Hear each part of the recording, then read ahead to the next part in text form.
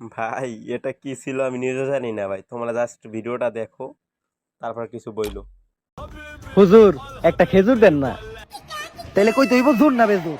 জোর বেজুর তাই তুই পাইবি না খেজুর।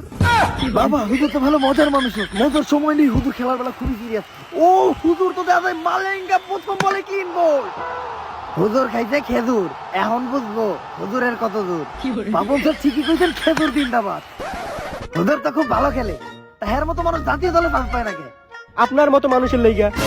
বাবুল স্যারের মুখের উপরে সত্য বইলা ফেলতে আমার মনে হয় পরের ম্যাচে এই প্লেয়ারটা থাকবো না। আর এইদিকে আমাদের মালিঙ্গা হচ্ছেন হুজুর প্রত্যেক বলে বলে স্টাম্প ফলাইতেছে। আমার মনে হয় এবার হুজুর একটা বিশ্ব রেকর্ড করবো। হুজুরের লাস্ট বল উইকেট ফলাইলে বিশ্ব রেকর্ড। ও কুইলা মারছে।